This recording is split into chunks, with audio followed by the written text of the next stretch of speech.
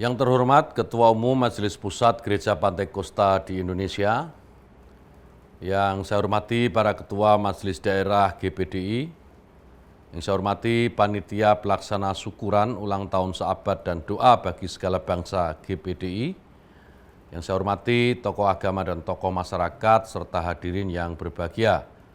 Shalom, salam sejahtera untuk kita semua.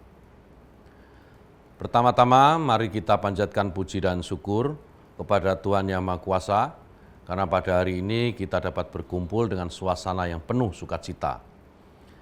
Ada beberapa event penting yang bersama-sama dapat kita saksikan hari ini, yaitu syukuran Hari Ulang Tahun Seabad GPDI dan doa bagi segala bangsa. Sehingga layak jika disebutkan bahwa hari ini adalah hari yang berbahagia bagi seluruh umat GPDI. Hadirin yang berbahagia, mencapai usia seabad merupakan satu perjalanan yang panjang, di mana di sepanjang perjalanan tersebut, GPDI telah melewati berbagai tantangan dan pergumulan. Tantangan dan pergumulan ini hendaknya dimaknai sebagai suatu proses pendewasaan yang membawa GPDI menjadi gereja yang matang dalam pelayanan, matang dalam pengalaman, serta matang dalam berorganisasi. Usia seabad merupakan bukti konkret bahwa GPDI adalah gereja yang sehat dalam pengajaran, sehat dalam penata layanan, dan sehat dalam kemandirian pendanaan. Saat ini di tengah-tengah maraknya perpecahan yang terjadi dalam lembaga keagamaan, GPDI membuktikan mampu mempertahankan keutuhannya hingga mencapai perjalanan usia seabad. Hal ini adalah sebuah keberhasilan yang patut kita syukuri bersama. Usia seabad tentu bukanlah usia yang muda lagi. Oleh sebab itu, hendaknya syukuran ulang tahun seabad yang bersama-sama kita peringati kali ini tidak hanya sekedar dimaknai sebagai perayaan saja, melainkan diisi dengan perenungan dan pembaharuan tekad pelayanan ke depan dalam rangkaian ucapan syukur. GPDI harus terus membuktikan dirinya dalam berperan memecahkan permasalahan pembangunan nasional. Ke depan tantangan gereja semakin berat. Pergumulan yang dihadapi oleh bangsa dan negara juga menjadi pergumulan gereja. Gereja harus ikut serta bahkan menjadi bagian terdepan dalam pembangunan negara. Bapak Ibu yang kami hormati, Indonesia adalah negara dengan keragaman etnis, suku, budaya, bahasa, dan agama. Berdasarkan fakta ini, semua pemeluk agama berhak memeluk agama yang dianutnya dan berpandangan bahwa agama yang dianutnya itu adalah agama yang benar dan baik. Namun di sisi yang lain, setiap pemeluk agama juga perlu memiliki kesadaran untuk menghargai hak pemeluk agama lain yang juga berpandangan bahwa agama yang dianutnya adalah agama yang benar dan baik. Keyakinan kuat kita atas agama dan kepercayaan yang kita yakini dibatasi oleh keyakinan kuat yang dimiliki oleh umat beragama yang lain. Dalam konteks keragaman tersebut, sangat diperlukan cara beragama yang moderat. Keragaman agama sejatinya tidak menjadi masalah yang terlalu perlu untuk dirisaukan. Dengan terciptanya toleransi dan kerukunan, maka masing-masing umat beragama dapat memperlakukan orang lain secara terhormat, menerima perbedaan, dan hidup bersama secara damai. Sikap dan pemahaman moderat dalam beragama sudah dicontohkan dengan baik oleh para pendiri bangsa kita.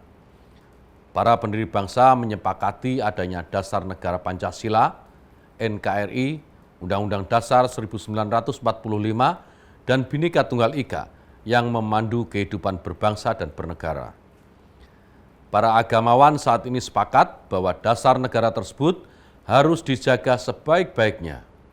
Komitmen ini mungkin bukan yang terbaik, tetapi menjadi yang paling cocok untuk bangsa Indonesia yang sangat multikultural ini.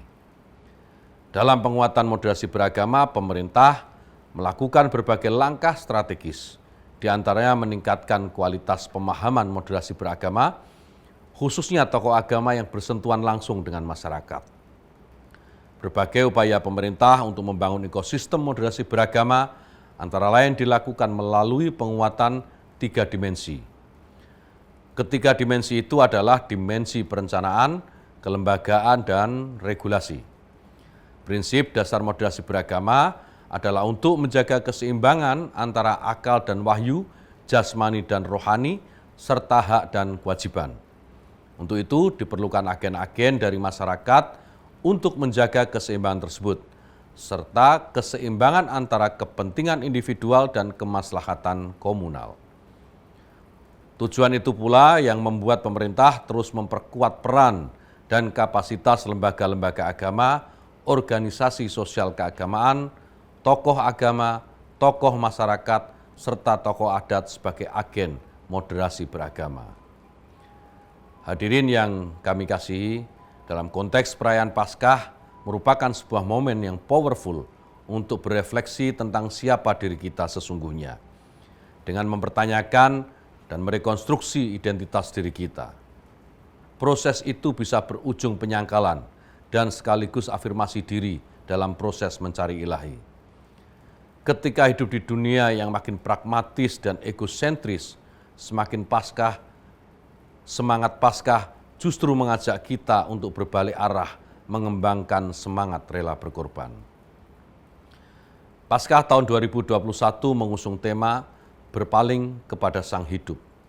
Marilah kita maknai momen Paskah ini sebagai motivasi bagi kita sekalian untuk senantiasa berjuang dan menjaga harapan serta kasih.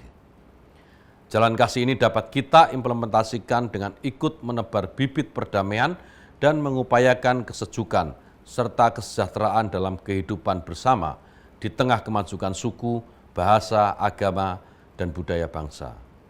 Kekayaan Indonesia dengan keragaman suku, bahasa, agama, dan budaya adalah karena Tuhan yang harus terus kita pelihara dan perjuangkan dalam upaya membangun Indonesia sebagai rumah bersama yang harmonis dan damai. Akhirnya saya mengucapkan selamat atas perayaan ulang tahun seabad dan doa segala bangsa GPDI, maju terus dalam pelayanan. Terima kasih, Shalom.